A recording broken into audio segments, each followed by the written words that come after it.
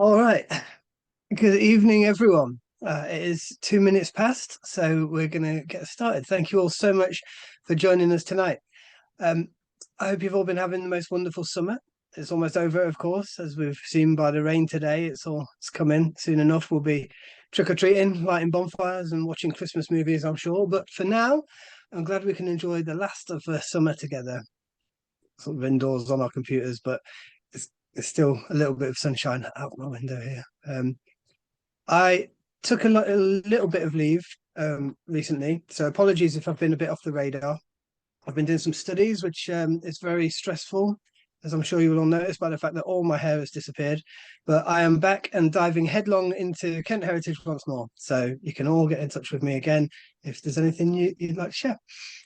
So this is, I think, the 13th or maybe the 14th in the series. Is that right, Jacob?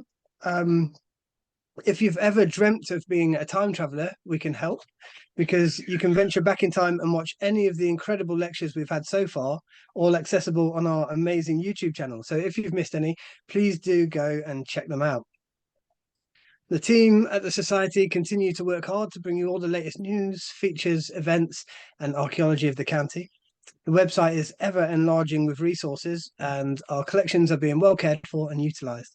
And we've got lots of great projects on the horizon as well. So I'm also working on the next newsletter.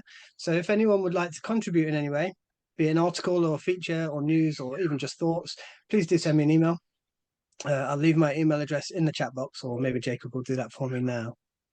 As always, we hope to avoid any technical issues tonight, but please do bear with us. If there are any problems, Jacob is on hand to sort it all out. If you are not a member of the Society, please do think about joining us. It works out at only £3.30 a month, less than a box of ice lollies. And for that, you'll receive a copy of our yearly journal, Archaeologia Cantiana, full of the most current historical and archaeological research in the county.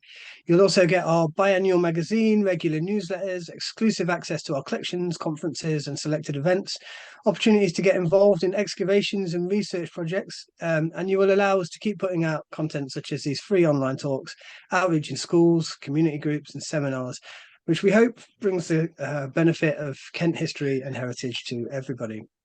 Check the website for details on how you can become a member or how you can get involved. Housekeeping. The talk tonight will last for about an hour, after which we'll have time for questions if you have any. I ask you all, please, to keep yourselves on mute and with your cameras off throughout so we can concentrate on our speaker nice and clearly. During the Q&A, you can either raise your hands with the raise hand feature and we will unmute you, and you can ask your question personally, or if you prefer, which most people do, you can type your question into the chat box and I will read it out for you. I hope it goes without saying, but please be courteous and polite to our speaker and to each other. We will be recording the session and it may be posted to our video channels in the future, but no personal data will be shared. And if you ask a question, but would prefer it not to be published, just send us an email saying so and we'll make sure it's not included. Right, so on to our speaker. Dr. Stephen Clifton has had an illustrious and varied career. He holds an abundance of qualifications, including a BA Honours in Radio, Film and Television and Education from the University of Kent, a BA Honours in Fine Art from the University of Kent, a Master of Arts in Archaeology with distinction from the University of Kent, and very recently he has successfully achieved his Doctor of Philosophy, a PhD in Archaeology. Congratulations. And I'm fairly sure that was from the University of Kent. He's a very loyal studentship there. Stephen's career path has seen a fascinating range of roles, from station assistant at the BBC to a senior programme assistant for the Arts Channel and a general manager for Bravo TV. He worked as a press officer, an information officer, a project manager for internal communications, and a brand guardian and design manager at New Scotland Yard for the Metropolitan Police. And of course, he is also an archaeologist for the Trust for Thanet Archaeology, and importantly for the research he will talk to us about today, he is a site director and archaeologist for the Maidstone Area Archaeological Group. It's Stephen's work on a site in Kent that has been the focus for many years, and also part of his PhD thesis, discovering ritual landscapes in rural Roman southern Britain, with particular reference to Kent. Stephen was a trustee for the Society a few years back. I'm actually been thinking, like, with a background in the police and art and TV and archaeology, I'm kind of hoping we might see like a brand new drama series on the horizon from him, like a mysterious kind of moody archaeologist artist solving baffling brutal crimes in East Morling's historic dark corners. What do you think? Yeah, maybe we could convince Jacob to be the villain, like a Blofeld character. Just needs a cat. I think this has got legs. We could, yeah. Anyway, back to tonight. Stephen is an incredibly knowledgeable and exciting academic and archaeologist. And before we'd even properly met, he kindly invited me around this site at East Morling. It's like the site at East Morling in his spare time, just because I asked, and he was so welcoming and so happy to share his ideas and expertise. And he's a top bloke, so I'm really excited to hear more about this amazing site from him this evening. Stephen, is over to you. Thank you.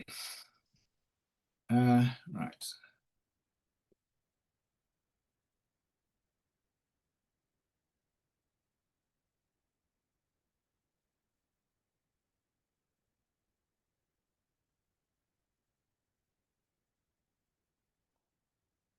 Right.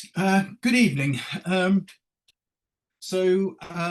Tonight I'm going to be giving you an update on what the Maidstone Area Archaeological Group have been doing since we started in East Morling since 2021. I did give a talk to the KAS in 2022. But obviously we've moved on quite a bit since then, so this is by way of an update. So first of all, for anybody who's doesn't really know, East Morling sits in a large bend of the river Medway, and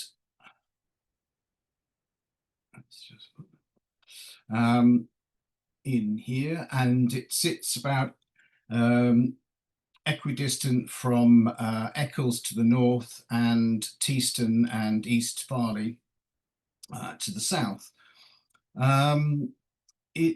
All of the other Roman sites in this area tend to be clustered around the river Medway.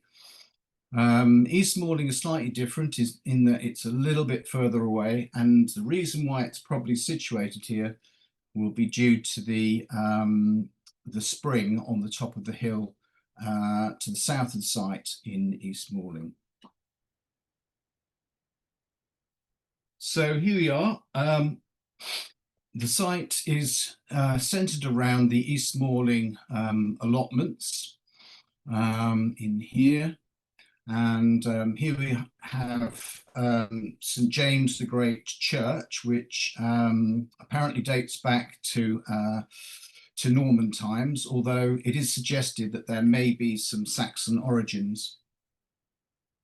In here we have the Grange, which is a new housing development which was built in the late 60s or early 70s.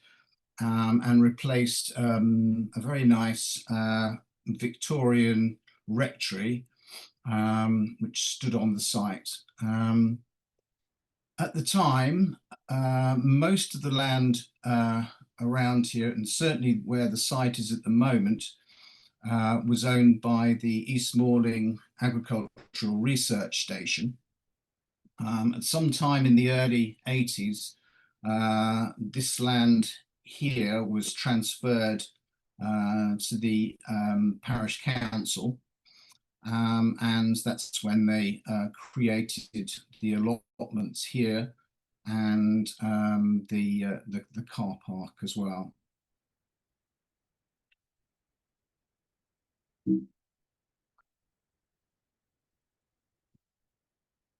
So our story really begins in 1955, when there were some excavations in the grounds of the vicarage, the Grange.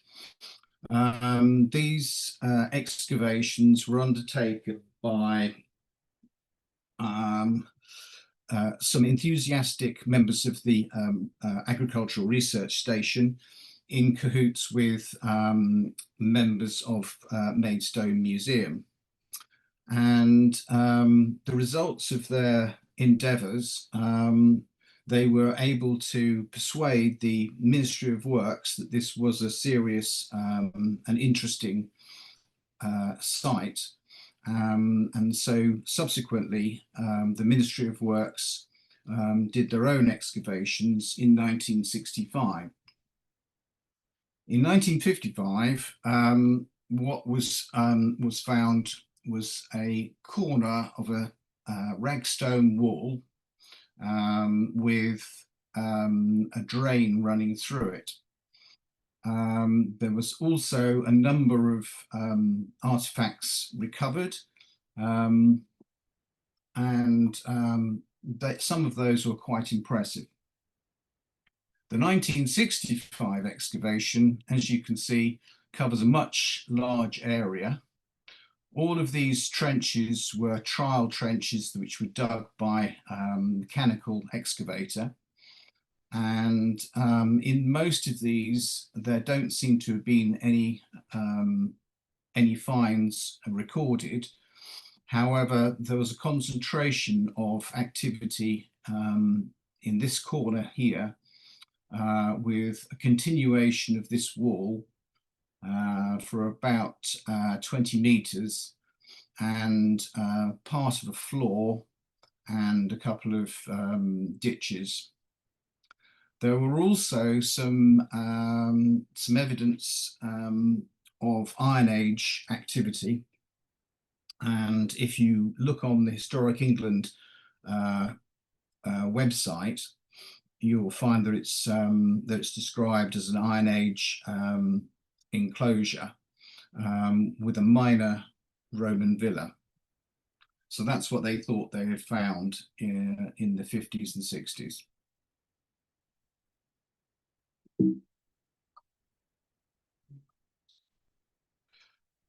So these are a couple of images from the 1955 excavation. Here you can see the corner.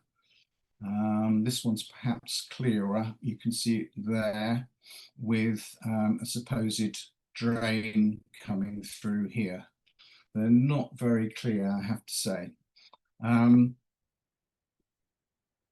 The finds, we have some pottery, some mortaria, some Samian, some tesserae, and perhaps most impressive of all, this large chunk of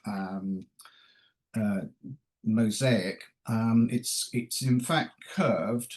At the moment, it's on display in Maidstone Museum. At the time, it was thought it was probably part of a wall decoration, but I think since then it's now thought that it might be some sort of edging to a cloth. This is a photograph from the 1965 excavation, and you can see here a continuation of that wall. I think there is, they thought at the time that they had a possible doorway through here. I'm not sure whether that's true. And then there is also a floor under here, which I think was later cleared and identified. This is looking southeast, I believe.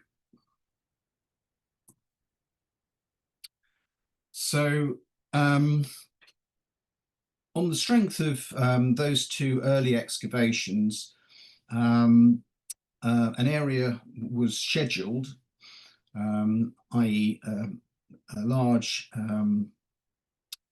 area of the land was supposedly protected. As you can see, it's largely an arbitrary rectangle based on the excavations which took place about here. the Maidstone Group were called in 2021 because some vegetation had been cleared over here, this land being owned by the parish council, and some of these trees and bushes had been cleared, and they were worried that there might be some archaeological remains that might be disturbed if they tried to grub out the roots.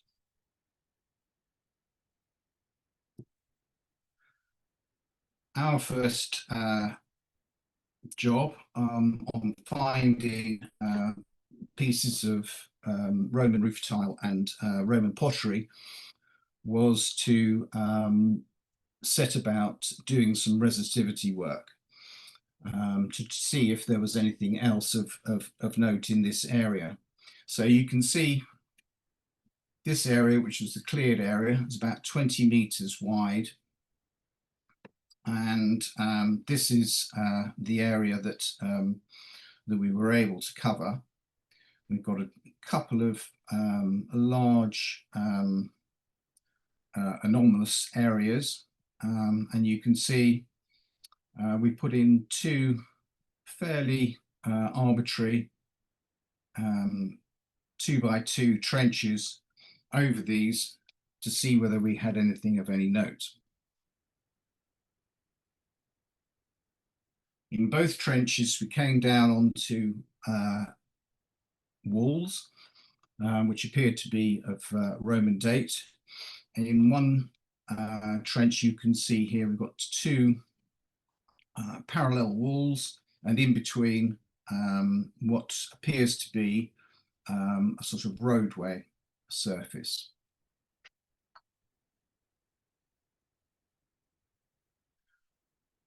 So once we'd found this and we started exploring this area, we had the opportunity to extend our resistivity work, and so that's what we set about doing.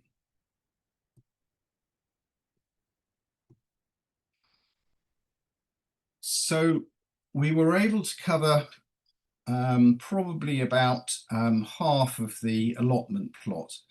You can imagine that there are a lot of obstacles when doing resistivity work in an allotment. Lots of sheds and other obstacles, which even in the middle of winter we couldn't shift. But having said that, we did manage to get a sizable area covered. You can see that there's a lot of things here that looked very exciting. You know, these lines here, some over here, they look very wonderful. But in fact, all of these lines that you can see have turned out to be associated with the allotments. So they are modern surface anomalies. Much of the problem, I think, is that the ground is shallower towards the south, and as you move towards the north, the ground does get deeper. The topsoil does get deeper, so it tends not to pick up a lot of the anomalies which we were later able to identify. But you can see there's a very nice square building down here, a square structure of some description. And if you can see here, there's a wall apparently running right the way through the middle of it.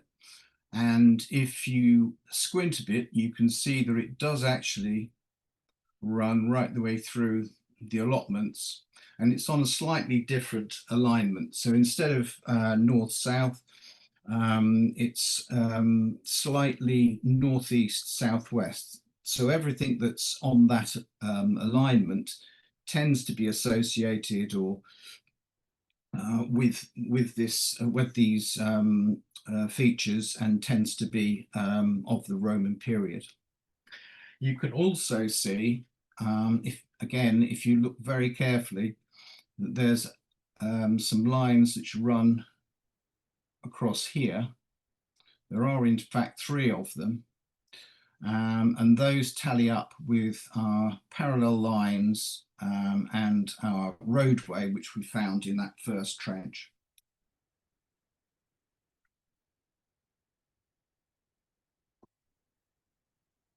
So we decided to concentrate on the large square building initially, and so here you can see this is a 3D scan about halfway through our excavation process. You can see that straight wall coming right the way through the middle. You've then got walls actually built up against that central wall, with buttresses. And so there's a buttress here, another buttress here, and another one here. Curiously, no buttress on this fourth wall. In the center, well, it's off center, I suppose. We had a pit here which contained a lot of ironworking slag and one very nice bone needle. Over here we've got the remains of an oven, some metal flooring, and this area here constituted a large spread of stone and again metaling, a metal surface here.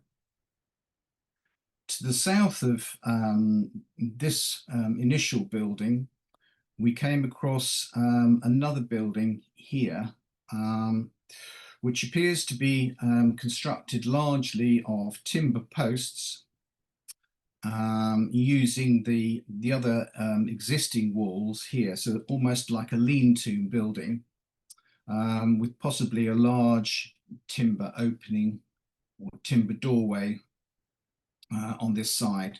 This process, I believe, is opus criticium, which is basically timber posts infilled with masonry. A lot of this masonry work on this building has been uses tufa, and it does allow for a lot more finer construction, which ragstone doesn't usually do.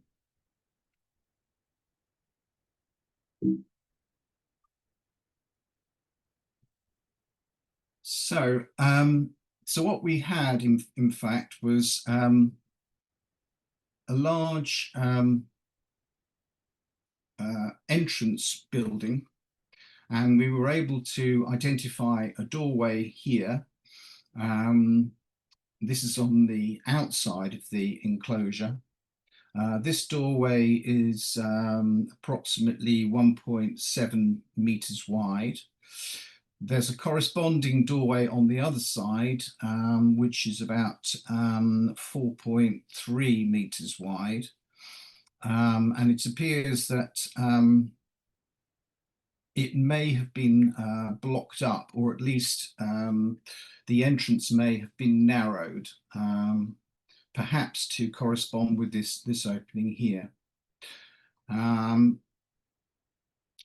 And you can see quite clearly the walls running away from the entrance, or the sort of internal entrance, I suppose, to this building. These two walls appear to be parallel to each other, and the metaling in between forms this path or causeway. The walls and the causeway don't appear to be contemporary with each other. So it would seem that the walls were probably built much later. And in fact, as you move towards the building, there's much less of the walls remaining, almost just sections of foundations along here, whereas the metalled causeway does seem to continue. We've also been looking at a large area to the south of the of building 2, and this area seems to be predominantly an area of ritualized activity. We've got lots of ovens and hearths, small altars, lots of areas of burning, lots of little clusters of broken pottery, burnt bone, and usually some sort of object in the center. Probably when it was deposited, they would have been nice shiny objects. So we've had brooches, we've had keys, we've had little pieces of copper alloy, and a couple of small fragments of bronze, as well as some iron objects as well. Inside the secondary building, there were 2 mortared bases, circular mortared bases, and they may have formed the base of some pedestals. You can imagine that there might have been some sort of statuette or object of devotion placed on those.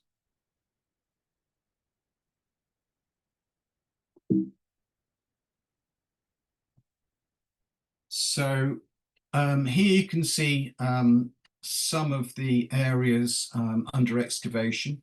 Here's one of the small hearths, and alongside this there are a couple of copper alloy objects that were found.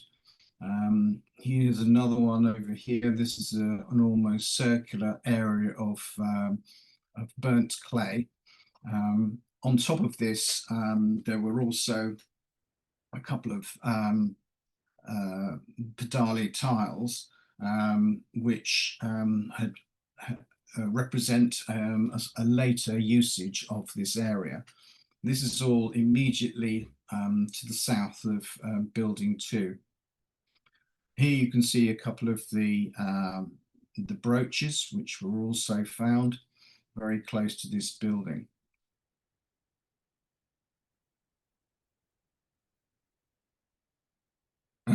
Curiously, we also had some very nice pieces of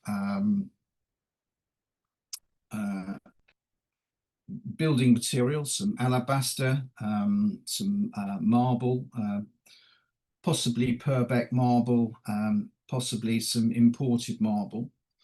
And we were also fortunate enough to find some pieces of incised render.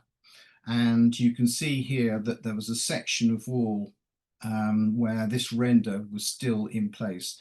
This is actually on the inside. Now, whether that meant that the inside was different to the outside, or whether we've just been fortunate that this survived in this place is hard to say.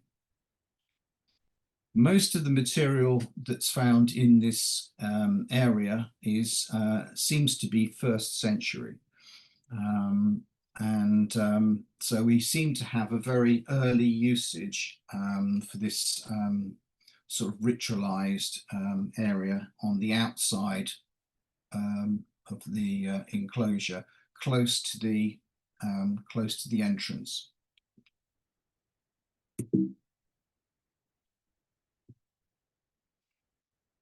So one of our ambitions was to try and get some investigation into the allotments areas. Obviously, this seemed like a long hope, because obviously people were growing their vegetables and planting their spuds and things most of the time, so it was not available to us. But we were lucky enough that one of the plots, plot number 5, became available and was taken over by a new couple who were very interested in what we were doing, and they allowed us to excavate in their plot over the winter months, when there was very little horticultural work being undertaken. So our first trench in this area came in this sort of corner, and here you can see it here. And straight away we came down onto a wall. Now, if you look at the resistivity results, it's very hard to see a wall that corresponds to what we actually found. So I think what's happening here is it's just a little bit too deep in the ground to come up on the survey, and possibly a little bit too dry as well. So we quickly extended our trenches, as you can see here. And so this is that trench here after it's been extended to a certain extent, and then a couple of other trenches put in alongside. This is a 3D scan of that area. One of the characteristics of the excavation in this area is that much of the archaeological remains have been robbed away. I think what's happened is that when this was agricultural land, if it interfered with what was being dug, people just dug down and pulled out the stones. Luckily for us, they did replace stones with the mortar, and so that got thrown back into the hole, and so we do have this robber trench, and where we've been able to identify how old that robbing took place, it's usually fairly recent, so in the last 100 years, usually indicated by bits of slate or clay pipe or Victorian pottery.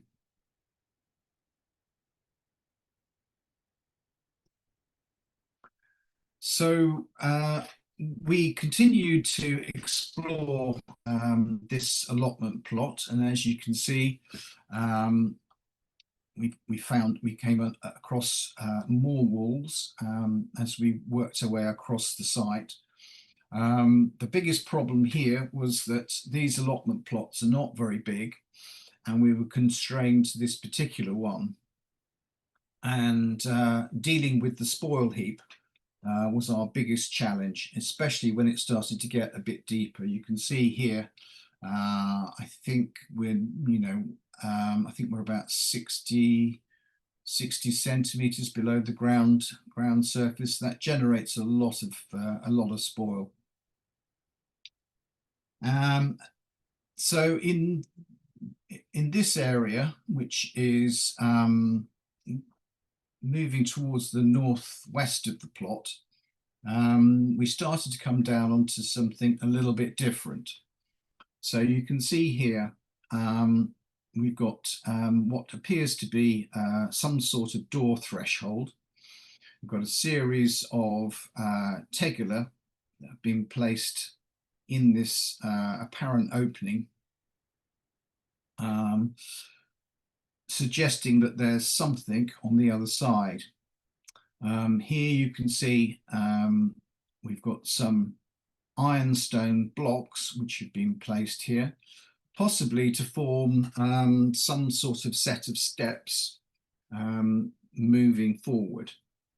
And then very excitingly, we came across an area of in situ tesserae, which seems to be forming part of a mosaic floor. So this got us very excited, and we started to extend this trench. And here you can see the initial extended trench after we've come down onto the mosaic floor. You can also see in this early photograph the repair work that's been done very crudely. So you've got some opus signinum and mortar which has been placed in some of these holes, these wear through the mosaic surface. We also came across some painted wall plaster. Here you can see the design is a dark red background colour with these almost abstract black lines, probably imitating marble, something of that nature.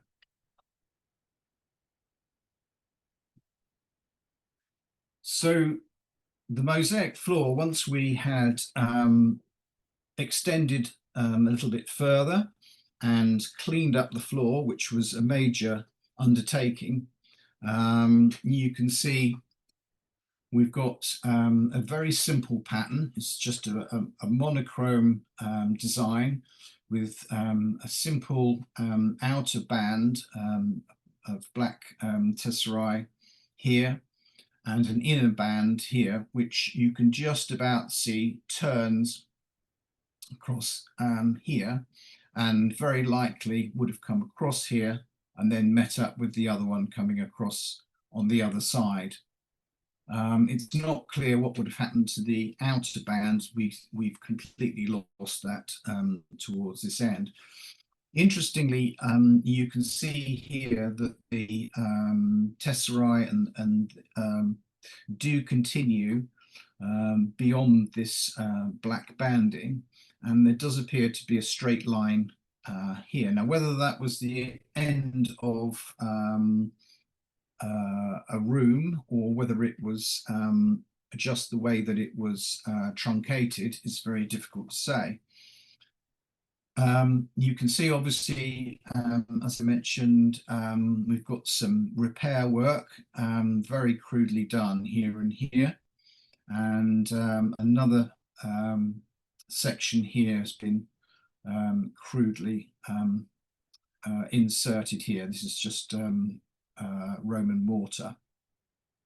Curiously, in the centre, there's also evidence for rather better quality repair work, which has been done with the right-sized tesserae, a slightly different grout in between the tesserae, but clearly there was some repair work done when it was being used for its primary purpose, if you like. And then what you've got is a much later process of repair, probably just to make it usable as a surface rather than with any thought to the style of the mosaic. The things to notice here also are that the pattern of the mosaic is not quite parallel with this wall here. This wall here is very different in construction to this one. This wall certainly, and probably that one as well, have been inserted through the mosaic. And you can see here where it's been disturbed on this side. These ironstone blocks again have been inserted through the mosaic, and you can see here where they've literally just crashed through it and placed those blocks here. We've also got evidence that we've got about 3 different phases of construction at least here. So this wall is sitting on top of another wall, which is here, and that wall in turn is sitting on top of another wall here, and they've literally been built one on top of the other. So a building has been here, it's been demolished, another wall has been built on top, that's been demolished, and then another wall on top of that. So this mosaic in style appears to be late 1st century, possibly early 2nd century. But the walls that we're looking at here are probably much later. This wall also has earlier phases underneath it. Unfortunately, we were very restricted in terms of space to be able to investigate these any further. But from what we could see, there was certainly at least one further phase underneath this wall.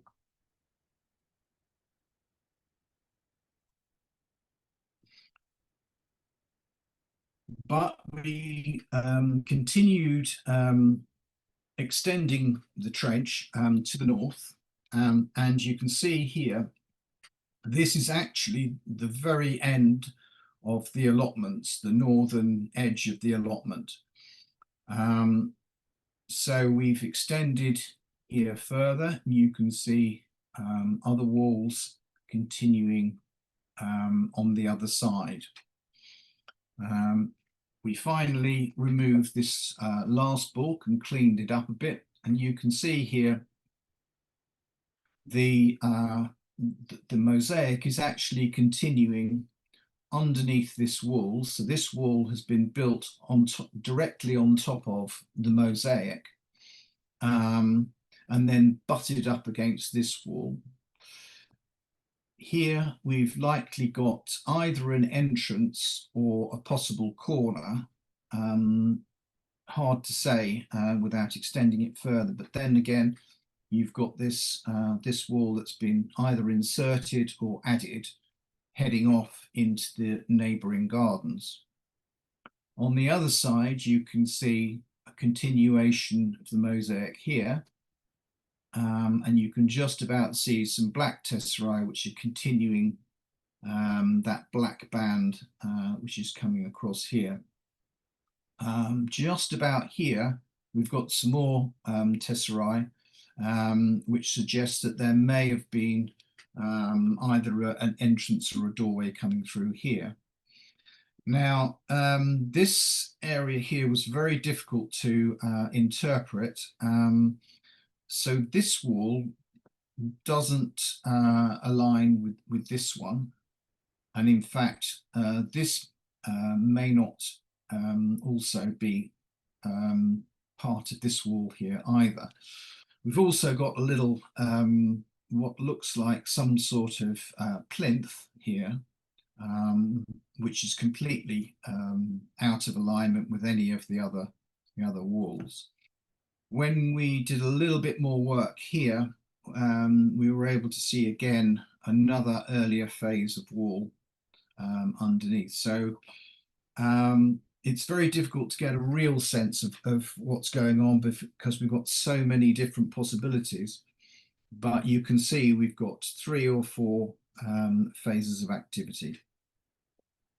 One final thing to note, we had to record this mosaic, and the way that we chose to do it in the end was to record it 1 for 1 on large sheets of permatrace and tracing paper, and literally trace out every square. So that was quite an undertaking, and did slow us down somewhat, because obviously we had given assurances that we would be returning the plot to the plot holders at a specific time, ready for them to replant. And we ended up having to get some more time allocated to us to be able to finish off the last drawing and excavation work that we had. So this is the whole plot, if you like. You can see that there were a couple of areas that we were not able to excavate. So this area here and this area here, simply because we had large spoil heaps which needed to be either moved or backfill other holes. So these areas remain for future investigation. But effectively, you can see the wall coming down through here. This is potentially a completely separate building to this one, but clearly, if there was a threshold here, then you would have been able to presumably gain access through to perhaps this, if this was a blocked up doorway. So maybe this floor was left in purely to facilitate that access. Hard to say.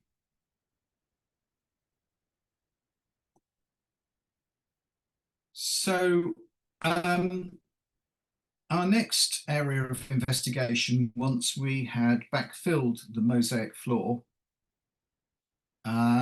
was to have a look at what was underneath the car park. We were very lucky to be able to secure the services of David Staveley, who brought his expertise and his equipment. And so we were able to do a large section of the car park. Unfortunately, there was one vehicle which was parked there, which we were never able to shift. So unfortunately, we ended up with this, but it gave us quite a tantalizing glimpse and definitely showed that there is archaeology surviving underneath the tarmac. These lines here, here, and here represent modern service trenches. So that leaves some lines coming across here and here. We've got something else coming across here. I think there's another one about there, and there's a hint of a corner here, and another one here, and possibly here. We were also, at about the same time that we were finishing the plot 5 trench, we identified an area alongside the fence here, which had been neglected by the allotment plot holders and had been used for rubbish and just a load of stones that had been pulled out of the soil in other places and piled up here. So we saw an opportunity to offer to clear this area and return it to the plot holders as usable space, providing that we could excavate it in the meantime. So that's what we set about doing, small trenches, one by one. And so we worked our way along here until we got some idea of what was going on in this area. It has to be said, this is a much disturbed area. So we came across quite a few modern interventions of service pipes and posts and all sorts of things. But in the largest trench, and this is looking south towards the car park, you can see quite a complicated area. So just to deconstruct this, in here you've got a large intervention which is basically modern. Not sure exactly when it was done. It appears to have been dug by hand, and whoever did this not only dug through a solid ragstone and mortar wall, but they also dug through the underlying bedrock and also an opus signinum floor. So they must have been pretty determined to dig this hole for some reason, although there's no obvious reason that we can see. So what you've actually got is two walls, one here and one here. They do line up with the ground penetrating radar results. To the back here, you've got what appears to be a channel built out of roof tile and interspersed with layers of opus signinum. So you've got that still surviving here. And it's also, although it must have been pink in colour, it's also been painted over the top with a red paint. So this is coming down and then back up the other side. You've got a little side chute across here. Now, whether this finished here or whether that's just all that's remaining is hard to say. But either side, you've got what appears to be a wall. Curiously, it doesn't seem to have any mortar, so it may not have been very tall. Possibly this could be the foundation of perhaps a seating area or something of that nature. Here you've got an opus signinum floor, which would have continued right the way across, but this area here has been lost. But you can just about see that it is adhering to some of these stones. So you've got this this wall here, and then you've just about got a corresponding wall on the other side, which has then subsequently been cut by this modern intervention. And then here you can see there's another cut which seems to be part of a ditch which is running through here. Now this ditch, which may possibly terminate here, it was very difficult to say without completely destroying all of the archaeology, but it appears that it may be terminating here, but obviously predates the floor. When we found this, there was a large heap of stones here, which we scratched our heads for many weeks trying to determine whether it was a purposeful cairn or whether it was just backfilled rubbish. I think in the end, the fact that it was almost square in shape and had some form to it would suggest that somebody had purposefully arranged it, and so it may have had some sort of ritualistic purpose.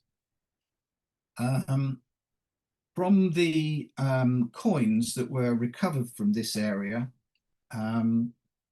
this feature appears to be 4th century. All the coins were 4th century. So what we appear to have is perhaps a shallow pool feature. You can see it has got some shape to the edge, so it's got a little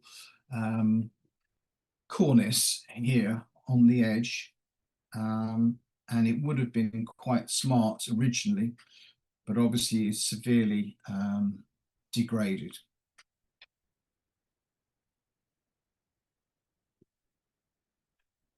So to look at this whole area, you can see in the car park, these are the walls that were indicated by the ground penetrating radar coming across. These are the 2 walls in our pool, and we managed to get another trench inserted through here, just avoiding the scheduled area. But you can see we had some other features. This wall here, which had been completely robbed out, but in this case, they'd thrown the stones back in, but taken the mortar for some reason. And you've got a sort of square plinth base. This wall didn't show up in the ground penetrating radar, or at least not strongly as you might think. But it was a very clear structure. On either side of it, you've got a metalled surface, so some sort of path or floor area on either side. This over here was disturbed ground, and there was remnants of a modern ceramic water pipe, which we found in here. So that's presumably what happened here. But again, the metalling continued on the other side, but much disturbed this area, this end. On the other side, we had more metalling over here, so another surface, and then what appears to be a robbed out wall.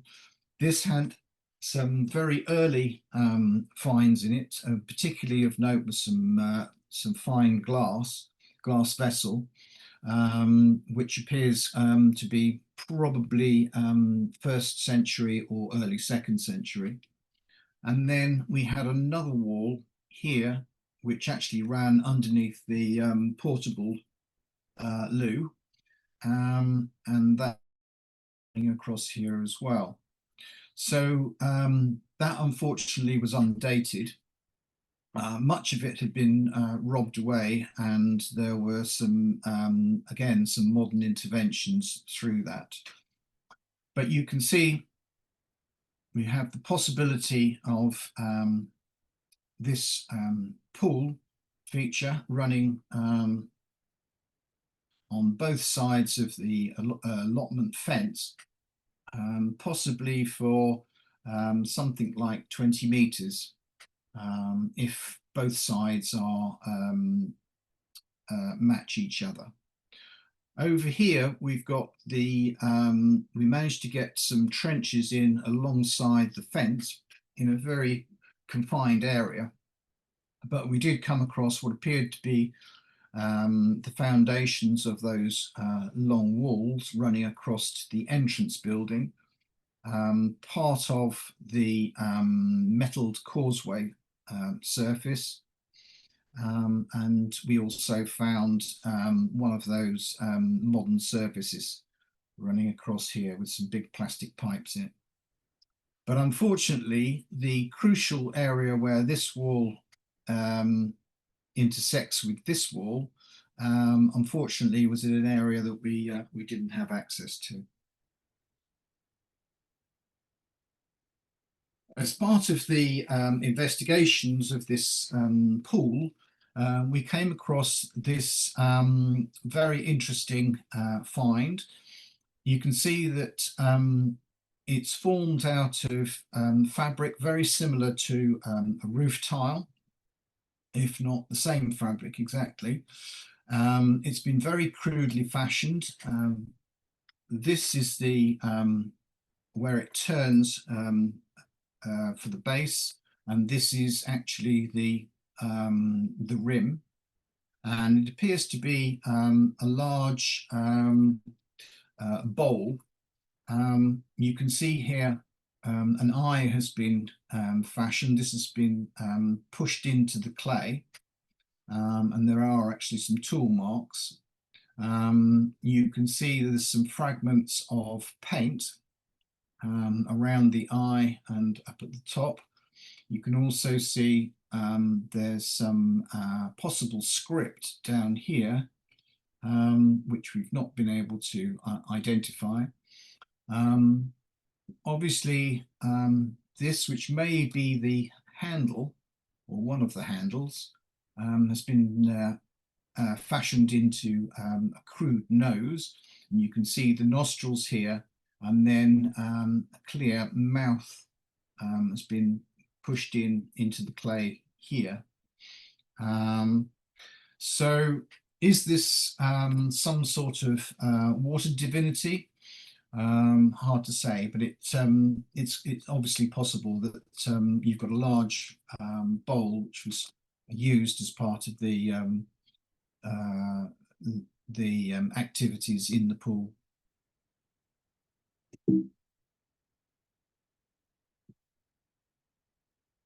So to leap to the other end of the site, we were very fortunate that one of the other plots came up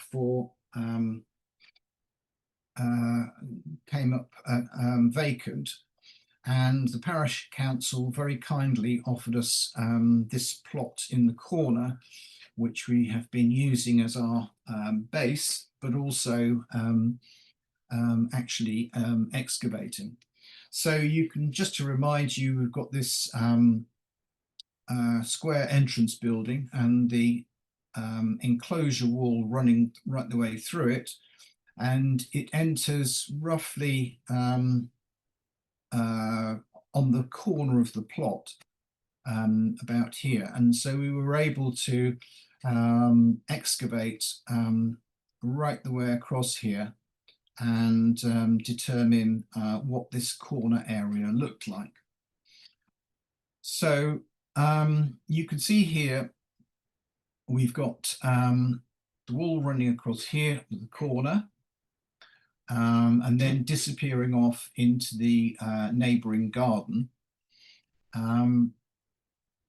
Here we've got two walls, one abutting the enclosure wall there, and another one corresponding over here, and in between a concrete floor, or opus signinum floor, if you wish, running between the two. You'll notice that this wall is noticeably wider than this one, and it's possible that what we've got here is a much more substantial wall, which is taking a full height wall and roof, and on this side we perhaps have a series of columns and a small dwarf wall running along here. Further over, we've got another small section of wall here, which again is not connected to the boundary wall, and in front of it, what appears to be the base of a pedestal with the remains of a possible column, much degraded and eroded. In front of this, although we were very constrained by space, and because here we've actually got a greenhouse which we use. And over here, obviously, we're on to the next plot. But we were able to find that in front of this was a large pit, and the pit contained burnt clay. And then, curiously, just here, we appear to have an infilled section. So this bit looks quite distinct from the walls either side. And when we dug down over here, we were able to see that it is indeed a completely separate section of wall that's been inserted. This may be because there was a possible doorway or entrance or some other intervention in this area, which was then subsequently altered. The other thing which we've discovered in this area was a road surface, which is composed of stones of various different sizes, predominantly larger stones, and then with a layer of smaller ones in a matrix of soil packed on top. It's very hard to analyze this in any way, because there's multiple holes in this surface which appear to have been filled in, so potholes and backfilling that, and then possibly a complete second surface that was put on later. This is a very large feature, and appears from what we can see to be about 15.5 meters wide and running roughly northeast southwest. At the area where we've got the blocked entrance, we've got a little sort of offshoot which aligns with that section.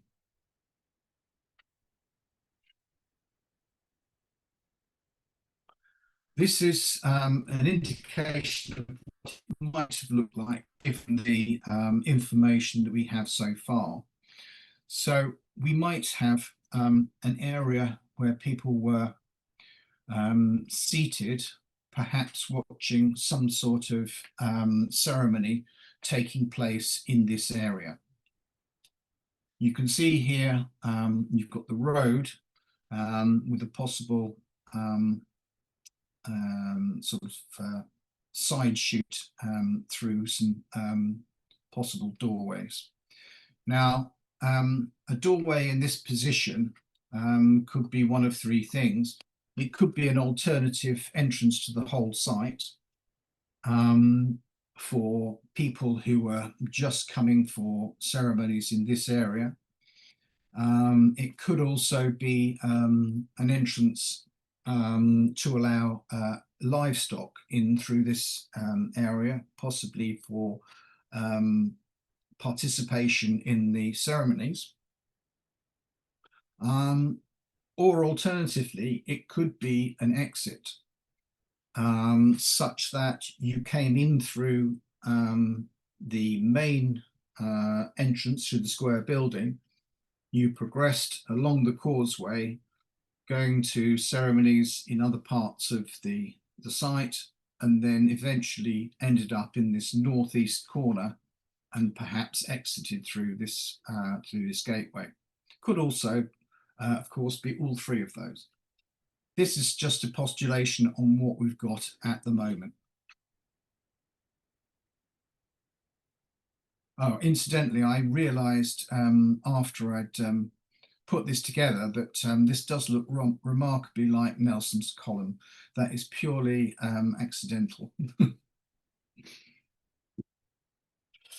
So our road feature.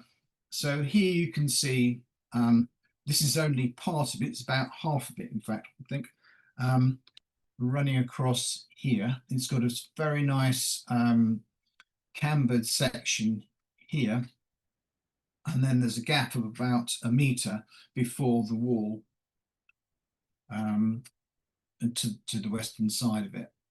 So this runs all the way across there. There's various patches and infills. So here we've got some tiles. There's smaller stones here, the larger ones. So it's obviously been patched and filled over much of its lifetime. I put these illustrations in just to give you an idea of what it might have looked like. This is in fact a continental, in fact both of these are continental examples, and you can see here the sort of size of roadway that we might be dealing with. This is a site in Belgium, Bliquet, which we've been using as a comparator in our earlier work. And at the moment, we are deviating to some extent from this site, but it was very informative in our earlier excavations because the orientation, the presence of this square building sitting astride this boundary wall were very reminiscent of our site. But you can see on this illustration that you've got this large roadway running alongside the wall and then heading off across here. Incidentally, this building here that they've postulated looks very similar to the one that we might have over here. So it has to be said that the site in Bliquet, they didn't have any upstanding walls. All they had was a whisper of a foundation. So this is very conjectural. Now, I think I mentioned at the start that one of the reasons for the site being where it is a spring on the top of the hill. So this is East Morley. This is our site up here. And you can see the spring, it actually starts in somebody's garden and runs down behind the neighbouring gardens, and eventually it comes all the way down here and out by the church. Now, in Roman times, this may not have been the channel that it took, but it is very likely that water would have been used for some of the rituals, and all water at this time, particularly spring water, would have been seen as sacred. This down here is in fact a small, what appears to be a small water channel made of opus signinum and roof tile, which was found in a small sondage which one of the allotment people dug about here, and so may correspond with some of this spring water being diverted into the back of the site here. At Bliquet in Belgium, you can see the same thing occurred here. So they brought spring water for 500 meters into the back of the facility and then out the other side.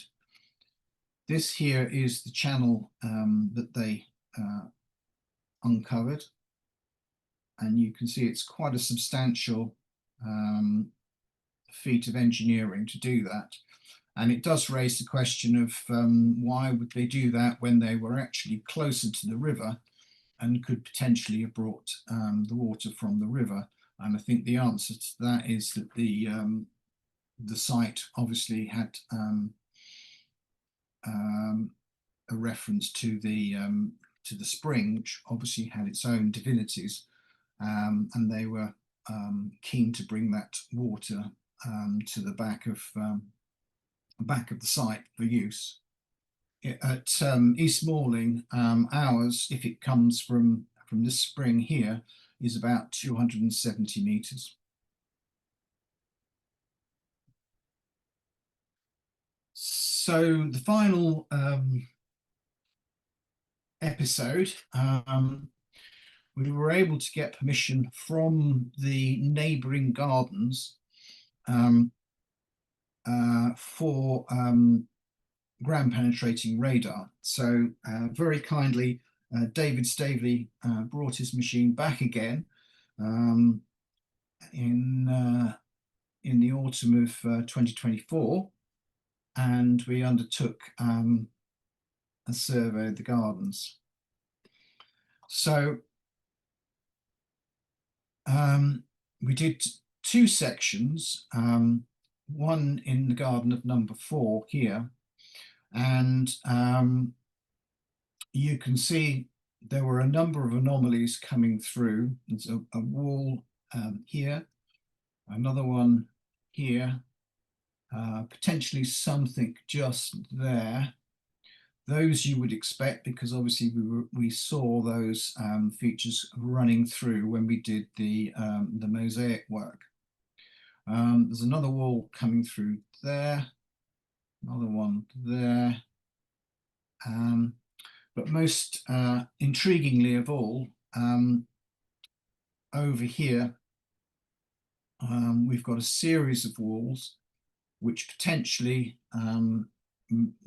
match up with the earlier walls found in the 50s and 60s, and potentially meet up with what we've got over here. In the centre, we've got this intriguing, possibly circular feature here with something coming off to the south. A very strong set of anomalies, and we were able to determine that they do go down several layers of the radar into the ground. So probably something like 500 millimeters of archaeology still exists under the garden. Just to give you a thought as to what this might be,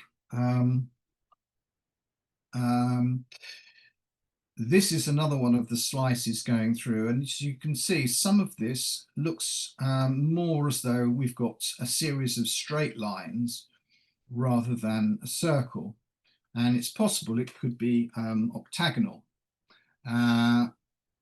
This, of course, is purely conjectural. There are a number of these structures, usually thought to be bathhouses, octagonal bathhouses. The nearest one in size to the one at East Malling is this one at Luce in Maidstone. But we've got another one in Kent, in North Kent at Bax Farm, and a couple more in the west of the country. And they consist of octagonal buildings with some hypercaust facility to heat that water. They tend to be late 4th century, and one suggestion is that they could be associated with early Christian baptisms. And obviously we have a water feature in the pool, and certainly a lot of water coming through from the sacred spring. The only Christian item that we have in support of that is this very nice graffito on the base of this pot, And as you can see, it's in the shape of a early Christian cross. So it's not a great leap of imagination to think that perhaps a pagan water sanctuary might have become an early Christian facility. And given that we've got an early church adjacent, that's a possibility. So, what we've been able to identify is a very large enclosure site, which to the south is undoubtedly disappearing underneath the railway line. We've certainly followed it as far as the fence to the railway line. If it continues the same distance on either side of the entrance building, then it probably comes around here somewhere and then back around the other side. You can see that we've got this pool feature, which we have planned to explore further over this coming winter. We have permission from the plot holder to dig up their various plants and explore the rest of that plot. So that should give us the full extent of that pool building. However, one of the main things that would be good would be to see whether some of the other walls are associated with that building, or whether they're part of something else and potentially something earlier. I think what we're probably seeing is that the pool is 4th century late, but we've got activity right from probably the Iron Age, but certainly 1st century, going right the way through to the 4th century. But you can see we've been able to plot out quite a substantial amount of the site, despite the fact that a big area is scheduled and another large chunk of it is underneath an allotment. So thank you for listening. If you would like to come and join us, we do have plenty of work that needs doing. So don't be shy. We take everybody. And thank you.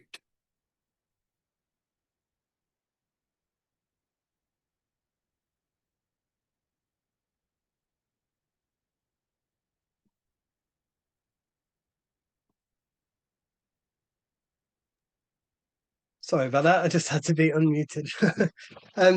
Stephen, thank you so much. What an incredible site, and it's amazing how well that site has survived. I think the brilliant way it's been explored is fascinating in itself. It's a kind of story in itself. You've seen it piece by piece, like a jigsaw coming together. It kind of reminds me of that game on Catchphrase, where they take a square away every time and reveal a little bit more. But maybe that's me showing my age a bit. Anyway, if you do have any questions, please add them to the chat and we will ask. I did think you must have had some remarkable patience whilst recording that mosaic. I mean, it must have taken. Well, yeah. I mean, it's the first time that we've encountered a mosaic, and to find one that's so big, you know, it was definitely challenging. I suppose at least it wasn't multicolored and more complicated, but it's you know, the process of recording it is quite illustrative in itself, because you get to see the tesserae, you know, sort of, you know, right in front of your nose, and so you can pick up all of the nuances in the way that it's been worn away and damaged and repaired, and all of those sorts of things which do become apparent when you're doing it at that detail. So Yes, it was definitely a challenge, and there was about a good half a dozen people working on it on some days. Wow, wow. Yeah, maybe a good job it didn't have all the colourful bits. Um, yeah, the your little monument as well. That did look like Nelson's column. I thought it was more like monument than Nelson's column, but it's still very, very nice illustration. But I reckon there is definitely going to be a triumphal arch underneath that car in the car park where you where you come to find. I have a question from Anne Eisenberg. It says, Stephen, thank you. Oh, it might not be a question actually, so I haven't read it all the way through. The broader landscape context is interesting in relation to other Roman sites in the area. Do you have any view on the role that your site might have played in the Roman landscape, particularly in relation to Eccles? Well, that's a good question. Certainly, we've got some parallels with Eccles, and it would have been contemporary at the time. I think, and it's the nearest site to East Malling. I mean, as you know, as the crow flies. It would have been nice to have been able to say that the road surface that we've sort of uncovered sort of heads towards one of these sites, but it doesn't, unfortunately. It very neatly goes between them. But certainly we're doing a lot of work on the roof tile at the moment. And Eccles has a roof tile kiln, and so some of it would have been produced there. So that may be where some of the materials come from. I think it's difficult because clearly we've got a religious site. I think that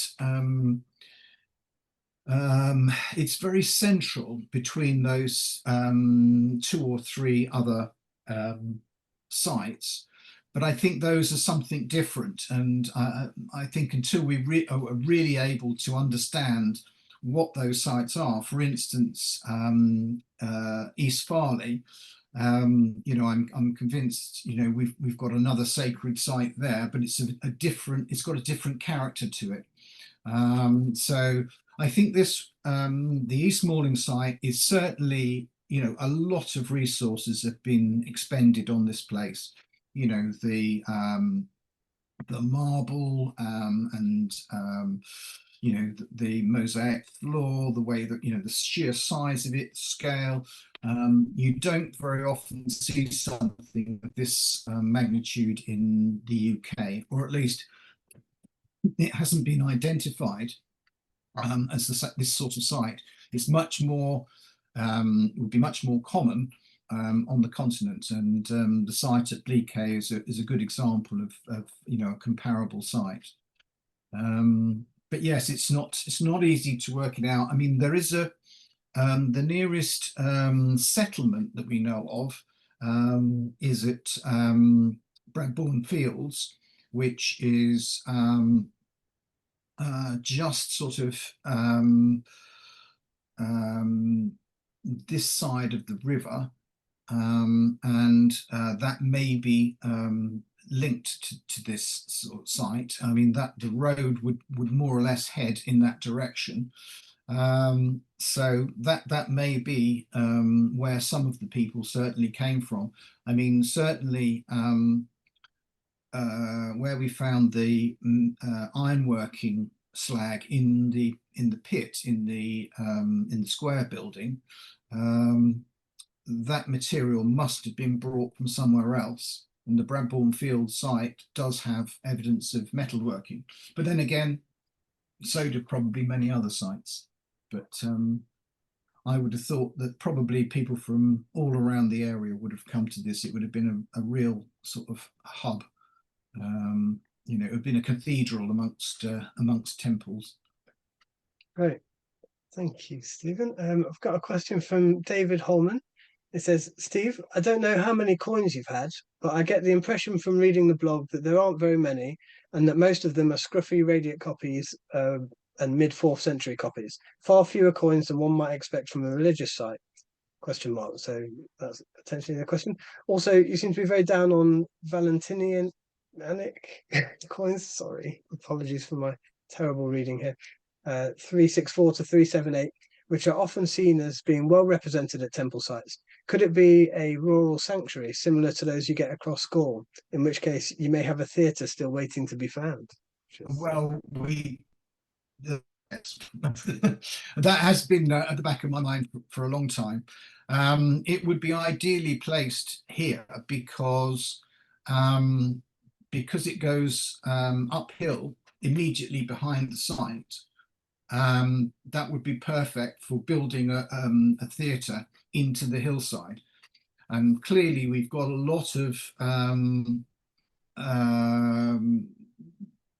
road surfacing, metalling, which may well, lead us to some such a site. I mean, looking at the, go back to here. So this is the Bleakcase site, and you can see their theatre is here.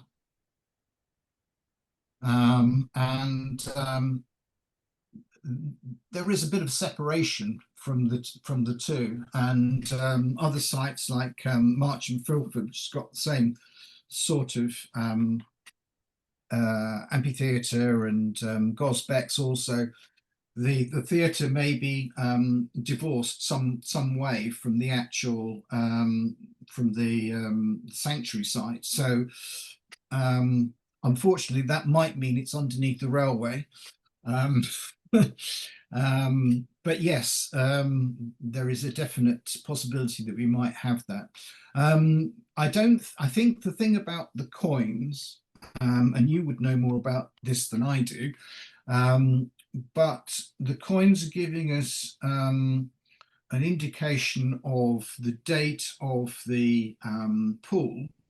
But in the area where we're having lots of ritualized activity in front of the or adjacent to the entrance gateway, which is all 1st century, we're finding virtually no coins at all. So I think it's an indication of the way that the site is being used, and perhaps the affluence or availability of coins at various periods during the Roman period. But I've always felt that these are all entirely Brits that are using this site, even though it's a very grand site. I'm sure that the lack of epigraphic evidence is probably telling us that these are all local people, and what's happening here is that the money raised from this verdant area through crops and grain is what's funding this. And clearly, you've got to keep the gods on your side, and obviously the sacred water is very important for irrigation and etc. So I think all those things are connected, and I think this is very much a sort of a British endeavour. I don't think there's any sort of official Roman input into it, as far as I can see so far. Thank you. I was well impressed by the effort it must have taken to get water from the spring there. Saying, because in the map that you showed there, the river wasn't as far away from the site, so there surely must have been an easy. Well, maybe it was the Bleakcase site. There must have been an easier way to get water to the site. So the spring must have been very significant. It's really interesting to see. I mean, this canalization of the water, you see in lots of sites, it's very often overlooked. So we saw it at Snodland.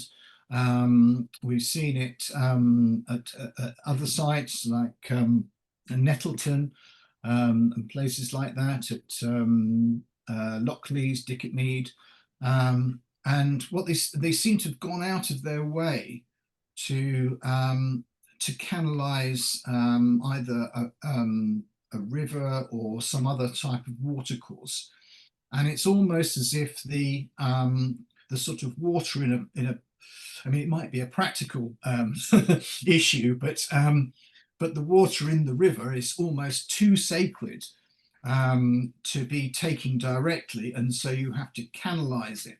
And so you sort of control it and just take small amount, a little bit like holy water. So you think of holy water in a church or whatever. I mean, obviously you can have you can have buckets full of stuff, but actually you end up with these little vials of, because it's so precious and so holy. So I think that it may be connected with that. But, so this is good. Jason has said, we live in East Malling above the spring. Would you be interested in investigating our garden? Absolutely. There you go. Win-win. So I don't know how we would facilitate that. Jason, my email is in the chat there. If you want to email me, I can pass your details on to Stephen, and you guys can start digging gardens. Unless maybe well, just patio in there, so you extra labor. It's interesting because it's possible there may have been a shrine associated with directly by the spring. That doesn't always happen, but certainly you would expect to find some sort of votive offerings close to the spring itself, I would have thought. So it would be interesting if anybody's is that close to either the spring or the channel, to be able to, if they found anything in their garden, little Venus figurines or something of that nature. That's the sort of thing that you might expect to find. Having said that, we found none of that at the site so far, which we did find at East Farley. So I don't know that you can draw those sort of strict lines. I think it just tends to vary. But yes, I mean, obviously, any sort of look at some of this would be fantastic. We haven't tried to look at the spring, but it might be the channel that's there now is the original Roman channel. Amazing. Jason has left his email, so I will forward that on to you, Stephen, and then you guys can chat further. So yeah, I was going to just quickly ask, sorry, I know we're pushing time a bit, but I was going to quickly ask, I noticed, and this is definitely because of the situation and timing with the allotments, I'm sure, and space for film and stuff, but a lot of the Roman remains that have been left in situ and reburied. Do you think that's problem sort of, it means you're not able to explore what might be underneath? Is that kind of, I guess. Oh, I see what you mean. Well, yeah, I know it's not going to be destroyed, and therefore, it's still there. So technically, the site's not in danger. But do you feel it's sort of limiting the chance to explore the story? I think that the problem is going to be always that we only have very small windows into the site in most areas. So the square building has been fantastic because there is no restriction on us. So we've been able to get a lot more information from that and dig down and get sections through the foundations of the wall, see the butts and all that sort of stuff, which we've only been able to do in places where we've got sort of enough room to be able to do that. Where the mosaic was very tight. We did manage to get some sections which do indicate those phasings, but actually seeing how far they go, which ones link up with others, etc., etc., you quickly run out of one plot and into the next plot. And some of the plot owners definitely don't want us to dig on their plot. So we will have to wait for the natural churn of plot owners, which does obviously happen. But certainly the everything at the west end of the site up here, I think is going to be very illustrative, because this long building that we've got here, I think there's going to be lots of phases of activity. What we've been able to do is get scheduled monument consent to dig in a couple of the plots where the plot holders are amenable to, for us to do things over the winter. But inside the scheduled area, again, we're constrained then by Historic England saying we can only have trenches that are, you know, whatever size they're prepared to allow us to have. So it's early days yet, but over this coming winter, we should learn a lot more about that pool area. And I think the intriguing thing is, is there another feature underneath? So is there, for instance, one of these sitting underneath the pool, you know, that was probably, you know, late first or, you know, second century, and then they've knocked it down and put the pool over the top, and then, you know, so you've got a change in the belief pattern sort of going forward. Those are the sorts of things that we would be looking to answer, but it's going to be a very slow process because of the constricted plots that we're working on. Sure. I mean, yeah, and there you go, everybody. If you want to get involved and help Stephen with that, I'm sure he will be very grateful for your help in the future on the site. Stephen, thank you so much. That was an incredible talk, a really fascinating site, and I'm so glad that it is going to continue to reveal its stories to us in the future. And congratulations again on your PhD. So thank you all very much for attending, and thank you, Stephen, for that amazing talk. We have lots more coming up, so please do keep an eye out for our upcoming talks. On the 18th of September, we'll have the amazing Professor Dan Hicks discussing pit rivers in Kent, musketry and excavations, introducing the major reassessment of pit rivers' work and life, and the importance of Kent to the work and thinking during his time as instructor of musketry at Hythe and as inspector of ancient monuments. On October the 30th, we will have none other than our very own Jacob Scott, talking to us about medieval and historic graffiti at Rochester Cathedral, revealing 900 years of history as told through the inscriptions, scratches and marks on the walls and the piers of Rochester Cathedral and the ruins of the Cathedral Priory of St Andrew. And he will be in fancy dress. On Thursday, the 20th of November, experimental archaeologist Alexander Reed will take a look at an early Anglo-Saxon sword from the cemetery at Sarr, and use experimental archaeology to explain how it was made and show the technologies available to the Saxon blacksmiths.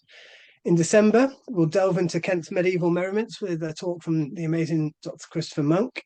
And in January, Jason Hulot will be talking to us about medieval knife crime, or possibly martial arts. And I'm fairly sure we also have talks penciled in all the way through February and March. So we have fantastic histories continuing, and they are all for free, and we would love to see you all there.